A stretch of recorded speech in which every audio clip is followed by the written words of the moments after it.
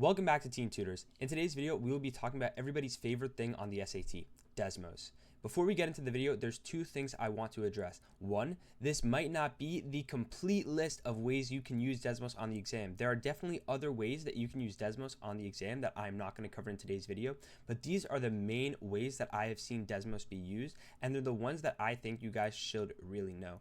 Now, what is more important is number two, and that is if you want to score highly on the exam, I'm talking about basically anything above a 650 math, you actually need to understand these equations and formulas. You cannot just default to using Desmos on all of these questions, because what's happened is the College Board is realizing that this is what students are doing, and they're starting to give a lot of questions where you actually can't use Desmos, or it's very, very hard and difficult to use Desmos, and it actually makes the question harder.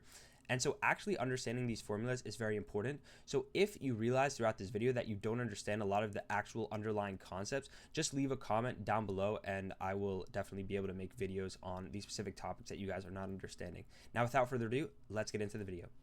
So let's start by talking about single variable equations. So if we're given an equation on the SAT, so let's just say like x plus 8 equals 20, we can actually solve this using Desmos, and obviously the answer to this is simple, but just to show my point. So if we plug this into Desmos, we'll get a straight line down at our answer, right? So we can apply this to more complicated questions such as this one, where it says negative 3x plus 21 px equals 84, and then it basically says p is a constant, the equation has no solutions, what is the value of p?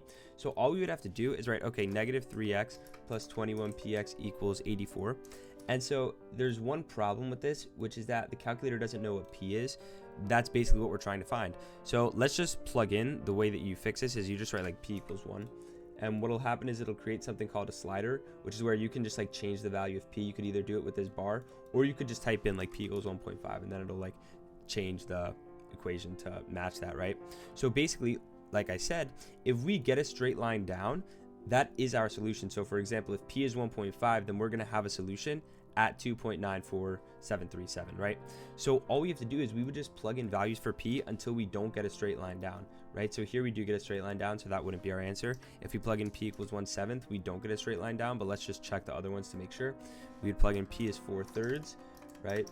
And if we plug that in, we will get a straight line down, and then if we have p equals 4, we'll also get a straight line down. So here, our answer would have to be b. Now, if we look at the next question, we also have something that's not an x, right?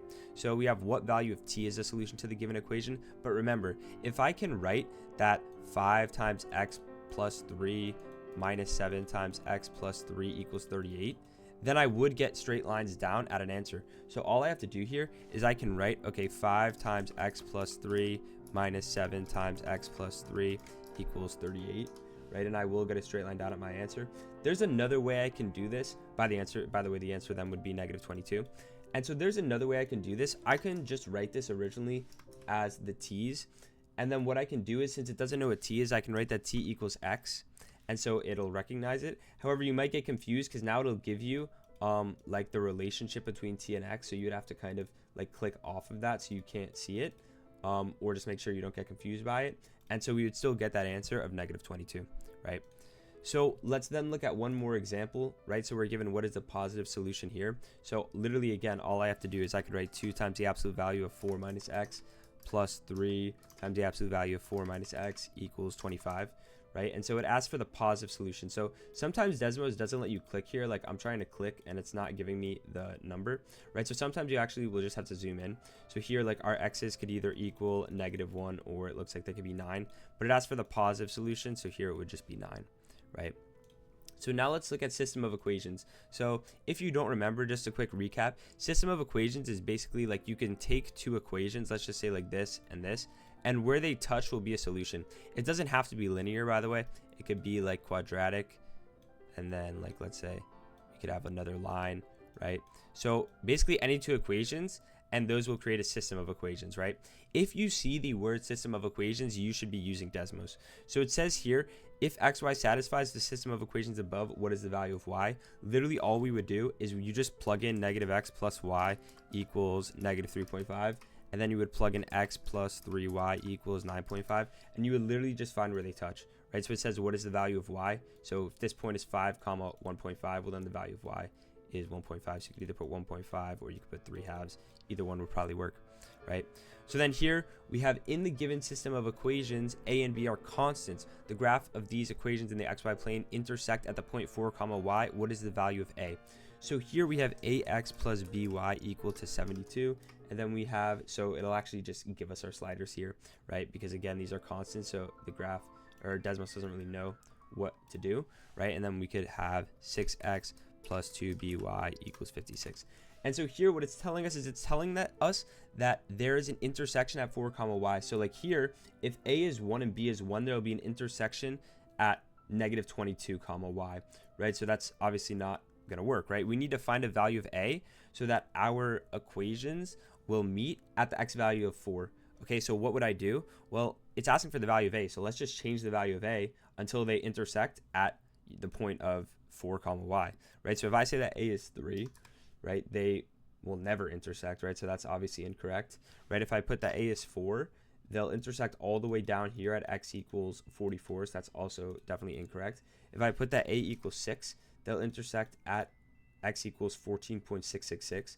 And then if I put that a is 14, look at that, they'll intersect at x equals 4, right? So our answer here would just be 14. Okay, so another example, we're asked how many solutions does the given system of equations have?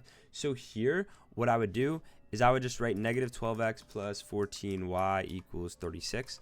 And then I would just write I would write negative 6x plus 7y equals negative 18. And it looks here like these lines are parallel, right? However, they don't touch. Why? Because their y-intercept is different, right? And so this is a common thing you'll have to understand, which is if two equations are parallel, but they have a different y-intercept, they will never touch, right? There's a couple times you're going to have to solve a question like that without using Desmos, because there will be constants and it'll be kind of difficult and tricky to do with Desmos. So just knowing that if an equation has no solutions and they're both linear, the two equations will be parallel and they will have a different y-intercept, right? So continuing, let's look at one more example, and it's basically just rinse and repeat. So here we're asked a solution to the given system of equations is x comma y. What is the value of x, y? So we literally just write 5x plus 14y equals 45, and then we would write 10x plus 7y equals 27, and we would just find when they touch. So it looks like they touch at 0.6 comma 3, or so then we would just multiply 0.6 times 3. So you'd write 6/10 times 3, you would get 18 over 10. So you could just write 1.8, and that would be your answer. Now, before we go into system of inequalities, a whopping 98% of viewers to this channel are not subscribed. So make sure that if you find this video and videos like this helpful, you subscribe to the channel so that you don't miss out on any content that we will be releasing throughout AP and SAT season, so that you can score better on your SAT and AP exams. So then let's look at system of inequalities. This is basically the same exact thing as system of equations. However, now it's going to be like a shaded region, right? So if we take a look at that, basically all we have to do is we could say, okay, y is less than or equal to, you just write the less than and then equal sign on your computer, x plus 7. You could also do that using this, but I don't really like to use this that often, because like if you want to do an exponent, you could just do the shift button and then 6, so like the little caret button, and that will give you an exponent. There's a lot of ways you could just use your computer. If you want to do a square root, you could just type like SQRT and it'll give you that. So just a lot of things that you don't really have to use this for. If you want to get like a pi, you could just write pi. Like things like that, you don't really need it. Anyway, so it gives us these equations, and then it asks which of the following is a solution, right? So literally all you have to do is you would just put these in, and the solution is the shaded region where both of them are shaded, right? So this is not a solution, this is not a solution, this one is. And then all you'd have to do is just plug in your points. You could honestly just eyeball this. So like, for example, this one is obviously wrong. Then if we have 0 comma negative 14, let me delete all of this. We have 0 comma negative 14. This is also obviously wrong. Then we have 0 comma 14. That one's also obviously wrong. And then we have 14 comma 0. That one's definitely right. It's way within the shaded region. So our answer there would be D. Right? Now, another type of way that you might see these is they'll give you an inequality, and then they'll give you like a table and ask which of these following tables matches with the inequality. So all you have to do is you would just type in this inequality, 5x plus 6, right? And by the way, make sure that if it is only less than or just greater than this dotted line, if you get a point on this dotted line, it's not within the solution set. However, if it is like less than or equal to, and then it is this shaded line, then if it is then this shaded line, then the points that are actually on the line are the solutions as well. So for this one, all you would have to do is you would just plug in these points. So like 3 comma 17 for the first one, right? 3 comma 17. And so that one's definitely in our set. So far, like A is correct. And then if we look at the next one, 5 comma 27 in A, like that's also within our region. So that looks like it's correct so far. And then for the 7 comma 37, if we plug that in, 7 comma 37, that's also well within our solution set. So that would be our correct answer. If I take a look at one that's definitely wrong, for example, like let's look at C. If we plugged in like 3 comma 25, this would definitely be outside of our solution set. Right, like 5 comma 35, this would definitely be outside of our solution set. 7 comma 45, again, like definitely outside of our solution set. So that would obviously be an incorrect answer. And you would get that for all of these. You would get that at least one of these numbers is outside of the set. Like for example, just looking at B, like this one would work, but the middle one, 5 comma 35, wouldn't. And if one of them doesn't work, then the whole thing's wrong. So the answer there would just be A. Right, so let's then look at something that's very important, which is equivalent expressions. So this is another thing where you should just be able to recognize this just by them saying it. So they say like which expression is equivalent to this, or like which of the following is an equivalent expression to. You can probably use Desmos. There's a lot of times where it'll just be easier to solve it by hand, but like a question like this, it says which expression is equivalent to this. So I would just write 4 over 4x minus 5, and then I would have minus 1 over x plus 1. And then if I write in all these equations, my equivalent expression is going to be the equation that gives me the same exact line as this. So if I plug in answer A, 1 over x plus 1 times 4x minus 5, then we would look, and this would not give me the same line, right? So that would be wrong. If I type 3 over 3x minus 6, right, that would also not give me the same line, so that would be wrong. If I type negative 1 over x plus 1 times 4x minus 5, right, that would also not give me the same answer. Then if I plugged in 9 over x plus 1 times 4x minus 5, that would give me the same line. So our answer here would be D. I just want to point out that up until now, every single answer, every single question that I've been doing is considered the hard difficulty on the SAT. All of these questions are straight from the College Board SAT question bank. So the fact that you can just solve these straight with Desmos is pretty powerful. So just understanding how to use this is going to be very beneficial for you on the exam. However, I do recommend that you actually learn these concepts without Desmos, because on the exam, when sometimes these questions you cannot solve in Desmos, you will actually have to understand how they work. And also it's kind of just helpful to understand how these questions are solved, so that you're not really stuck in a pickle when you're on the exam and you don't know how to solve it, and you're kind of lost on how to use Desmos as well, right? So let's look at something like this. Which expression is equivalent to 42a over k plus 42ak? So here I would just write 42a over k plus 42ak, and there's going to be a problem, right? Which is that it doesn't know what a and k are. So I'm just going to write like a equals x and k equals y, okay? And so I'm going to actually get rid of these just so I can't see them, but now it'll be okay. However, there's one more problem, which is that we couldn't write like 42x over y plus 42xy. That wouldn't make sense. We have to set it equal to something. So here I'm just going to set it equal to like 10, okay? And it looks like it'll just give us a line that's pretty close to being straight. So let's just make it a little bigger. Let's make it equal to 1,000, right? And so if we put in our answer choices now and then set it equal to 1,000, the correct answer will be the one that gives us the same exact like function, right? So if I plug in a, 84a over k equals 1,000, right? That's not going to give me the same equation, so it's wrong. If I put 84ak squared divided by k, that also won't give me the same line, so it's wrong. If I put 42a times k plus 1 over k, that also won't give me the same equation. And then for D, all I have to do is change this to a k squared, and that does give me the same equation. So our answer there is D, right? Now, another example, right? Which of the following expressions is equivalent to x squared minus 2x minus 5 over x minus 3? Again, literally all you have to do is x squared minus 2x minus 5. and then over x minus 3. And then if you just plugged in all of these answer choices, the one that gave you the same exact line would be your answer, right? So this is obviously incorrect. Then if I had a 10 instead, that would also be incorrect. If I had x plus 1 minus 8 over x minus 3, that would also be incorrect. And then if I had a minus 2, that would be our answer, right? Because that gives us the same line. The other way you would solve this, by the way, is using either synthetic or long division, right? And a lot of people don't remember how to do that. So this is just like an easy way to get equivalent expressions right. So now let's talk about something that's kind of important, especially it's been showing up pretty recently on the SAT, which is transformations. So if you remember, we have these things called transformations, which is like if we have an equation, let's say that it looks like this, it's quadratic, and then we have like, let's say this is f of x, right? And then we have like f of x plus 5, so like f of x plus 5. How would we draw that? Well, like this would just mean that we would move it up 5, so it would be like this, right? But what about like f of x minus 5, right? This would mean that we would move to the right 5, right? And so the point I'm trying to make is a lot of people do not remember this.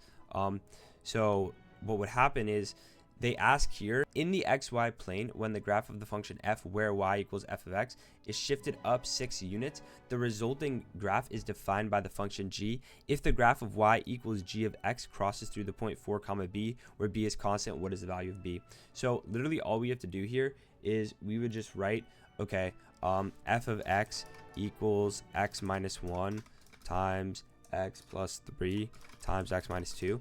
And it says that y equals f of x is shifted up and the resulting graph is defined by g, right? So we would just write, okay, g of x equals f of x plus 6. So we kind of do have to know our transformation rules a little bit, because we have to know that moving up 6 units will have a plus 6 on the outside.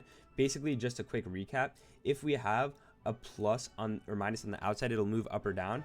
If we have a plus or minus on the inside, it'll move left or right. But remember that if you have a plus 2, you might think that plus corresponds to the right, which makes sense. However, when you're inside of parentheses, it's opposite. So if we went plus 2, the graph would actually move to the left 2. You could actually like see it here. If we had done plus 2, the graph would have moved to the left 2, right? But that's not what we're doing. We're doing f of x plus 6.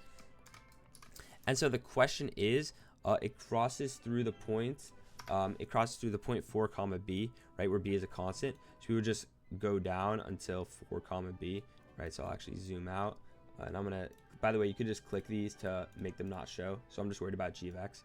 So 4 comma b, right? So I would just go until I found it. So it's 4 comma 48, so the value of b is just 48, right? Pretty simple. Now another example, the function g is defined by x times x minus 2 times x plus 6 squared. The value of g of 7 minus w is 0, where w is a constant. What is the sum of all possible values of w? So here what I'm going to do is we want to find the sum of the solutions where the value of g of x is 0. However, instead of writing it as like what are the x values, it says like 7 minus w, and then it wants to find what w is. So all I have to do is I can just write g of x equals x times x minus 2 times x plus 6 squared. And then I'm just going to write a new function. So let's just say like h of x is going to equal then g of 7 minus x. That's basically what we were given here. And then all I have to do is find, and by the way, I'm going to click off of this so I can just see this because that's all that matters. All I have to do is find the values now of the new function's x's where I get them adding up to, where I add them up if they have the solution being 0, right? So here it's just 5 plus 7 plus 13, which is 12 plus 13 or 25, right? You also could have just done this, by the way, I just want to make a point. You could have also just done it like this, but then you would have had to add 7 to each of these points. So you'd have gotten negative 6 plus 7, which is 1, and then like 0 plus 7, and then like 2 plus 7. Either one of them would work, but it's just easier to do it this way, in my opinion. Now, let's take a look at one more example. We have the function f is defined by the given equation if h of x is f of x minus 4, which of the following equation defines function h? So again, like all you would have to do is write f of x equals 272 times 2 to the power of x. And then you would just write, okay, well, h of x equals f of x minus 4, right? And then it says, which of the following defines h? So I'm going to get rid of the f of x here and just write, okay, well, let's write 17 times 2 to the x. Right, and look at that, it gives us the same exact equation, which means that that's actually going to be our answer. If I were to just put in like a different number, for example, so if I put in like 68, right, this would not give us the same line.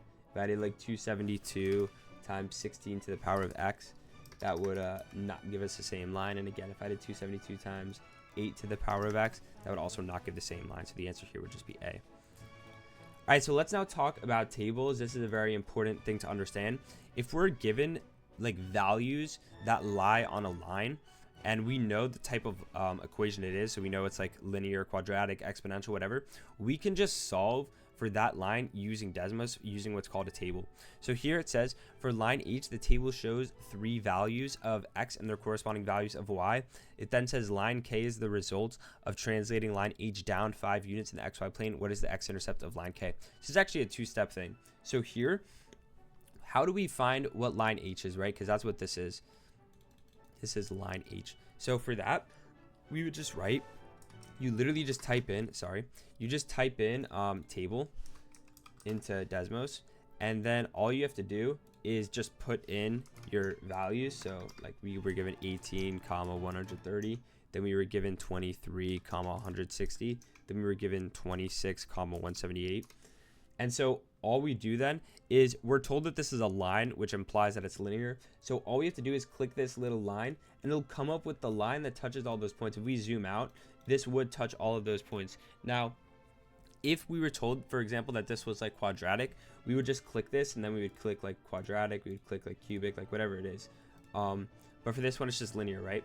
So then what it is our equation is 6x plus 22. So I'm actually going to write this over here instead. And then I'm going to click this because I don't want to see it. Okay, so it then says that line K is the result of translating line H 5 units down, right? So let's just call this h of x, right? That's our equation, h of x. And it says that line K of x is given by moving h of x down 5 units. So it'll just be h of x minus 5. Remember from the other questions I just did, right? And then it asks, what is the x-intercept? Recall that the x-intercept is when the graph touches y equals 0. Right? So what's the x-intercept here? It's negative 2.8333. So which of these is negative 2.8333? Well, we could just plug in like, okay, negative 26 over 3. So that wouldn't be our answer, right? Negative 9 over 2. That would not be our answer. Negative 11 over 3. That would not be our answer. And then negative 17 over 6. And that would be our answer, right? So our answer here is D, right? So let's take a look at another example. It says the table shows 2 values of x and their corresponding values of y. In the xy plane, the graphs of the linear equation representing this relationship pass it through the point 1 over 7 comma a. What is the value of a? So again, literally all we do is we type in table. You could also get this, by the way, by clicking this and clicking table. By the way, on the exam, you won't have all of these. You'll just have expression and table available to you, but I don't think anybody is trying to upload an image into the Desmos calculator on the SAT, so it doesn't really matter, right?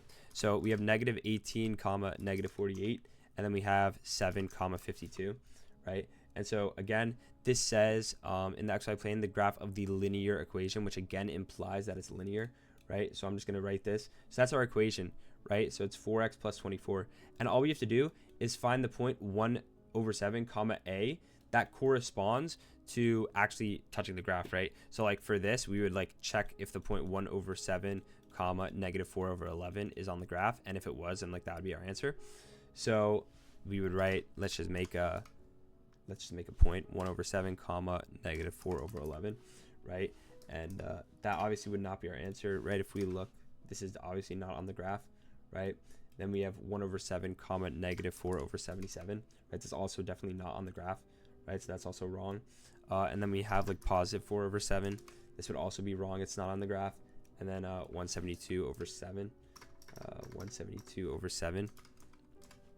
And this would be correct, right? It's actually on the graph, so that would be our answer. Our answer here would be D, right? So let's take a look at one more example. This is a very important thing for you to understand. So sometimes they're not going to give you a table, and additionally, they're not going to give you the exact type of equation you want. So I'm going to kind of explain what I mean by this. So it says f of x has zeros at x equals negative 16, negative 10, and 12. And f of x can be written as f of x equals negative x cubed plus ax squared plus bx plus c. What is a plus b? So basically what this tells us is it's just giving us the points negative 16, 0, negative 10, 0, and 12, 0. And then it's basically saying, like, if the graph follows this format, what is the value of the a plus b? So what I'm going to do is I'm just going to create a table, right? And then I'm going to put in negative 16, 0, and then this shouldn't be a negative sign. This should be negative 16, 0, and then negative 10, 12, or negative 10, 0, and then 12, 0. And so then what I'm going to do is I'm going to click this, right? And so it gives me a linear line, and it gives me 0x plus 0. So you say, okay, I know what the problem is. It's supposed to be cubic, right? So you go in here and you click cubic, and look what happens. It gives you the same thing. Here's why. When you tell it to make a cubic regression, what it's going to do is it's going to write the function in the form of ax cubed plus bx squared plus cx plus d. But this is not the format that the question told you to do it in. So what you're going to do is you click these three lines and click export as custom regression, and you're just going to change the a, b, c, and d to match what this told you to do, right? So instead of an a, we're just going to put a minus sign, right? Because that's what we have here. Instead of a plus b, we're just going to have a plus a. Instead of a plus c, we'll have a plus b. And instead of a plus d, we'll have a plus c. And so here it asks, like, what is a plus b? So it would just be negative 14 plus 152. So it would be 138, right? Pretty simple stuff, right? Let's now talk about circle equations, right? So we're told, we're given graphs of circles a lot in the exam. And so it's kind of important to understand how circle equations work, but when you're just given equations for circles and they ask you, like, what is the diameter or which of the following is a point on the circle, you can just plug it into Desmos and figure it out through there. So I'll show you what I mean. So it says the graph of this given equation is a circle in the xy plane. The point a comma b lies on the circle. Which of the following is a possible value for a? So here I'm just going to plug in x plus 4 squared plus y minus 19 squared equals 121. Right? And so I get this circle, and it basically is telling me that the point a comma b, so a is our x value, right, lies on the circle. And then it says which of the following is a possible value for a. So let's just look at what our x values could be, right? So it looks like our x values cannot be less than negative 15, right? So immediately a is wrong. And they also then cannot be greater than 7. So that means that c and d are also wrong, so it has to be b. And so, like, you also could have done this the opposite way by just saying, like, okay, well, I found a spot on the circle where my x value is negative 14, and so the answer there is b. Okay. Now let's look at another example.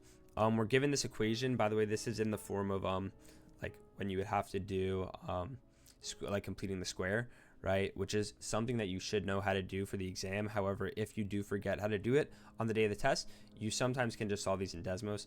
So it says the equation above defines a circle in the xy plane. What are the coordinates of the center of the circle? So here I'm just going to plug in like this equation, right? Because this is going to give me a circle plus y squared and then plus 16y equals negative 20. And so this gives me an equation, or it gives me a circle, right? And it asks me what is the center of the circle. So I could kind of just eyeball this based on the answer choices because they're all like very far apart. But if I just wanted to put in like, okay, negative 20 comma negative 16, right? It's obviously not the center of my circle. If I plugged in negative 10 comma negative 8, right? That looks like it would be the center of the circle. If I plugged in like 10 comma 8, that obviously would not be the center of the circle. And then like 20 comma 16, that also would obviously not be the center of the circle. So it would have to be B, right? Just take a look at one more. Here it asks, what is the diameter of the circle in the XY plane with this equation? And you should know how to do this because, again, I really recommend that you understand these equations. If you guys don't understand some of these equations, feel free to leave a comment down below, and I will be happy to create a video going over the equations that I think you do need to know for the exam, because there's a lot of false information online about what equations you need to know for the exam, and a lot of people freak out when in reality there's only about 5 equations that I actually think you need to know for the exam. Anyway, and the circle equation is one of them. So we write this into the Desmos, and we look, okay, what is the diameter? Well, from top to bottom is 7 to -1, and what's the distance between those two? It's 8, right? So the diameter is 8, and so it's pretty simple, right? Now, lastly, let's talk about mean and median. You usually won't have to calculate mean and median directly on the exam. What do I mean by this?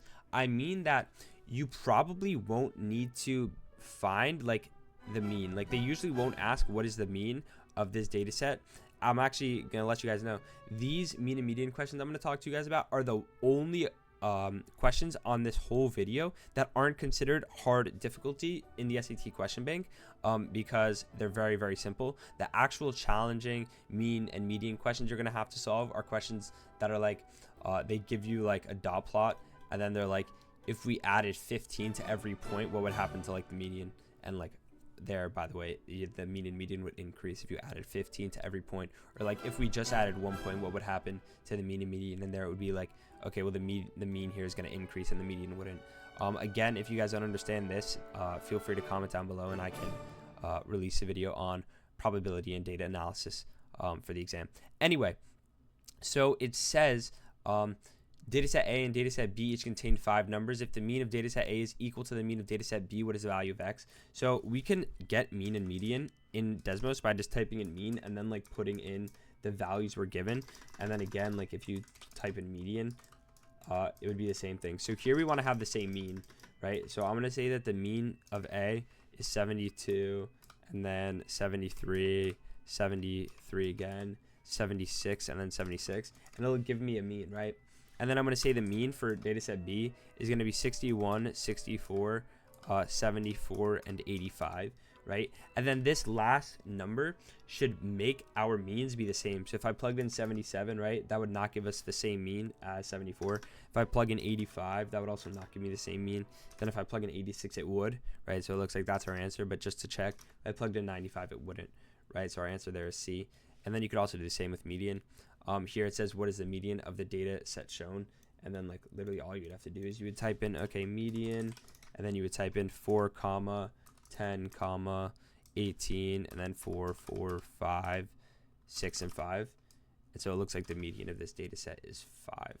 So that's going to be it for our video on how to use Desmos to increase your SAT score. Make sure that if you enjoyed the video, you leave a like, comment, and subscribe. And if there's anything that you're still confused about, you could also feel free to leave a comment so that we could either clarify it in the comment section or create a video about it. Now, on top of that, make sure that you follow our socials on Instagram and TikTok so that you don't miss out on any uploads of practice questions or any other topics for the SAT or AP exams throughout SAT and AP exam season. Thank you guys for watching, and we'll see you guys next time.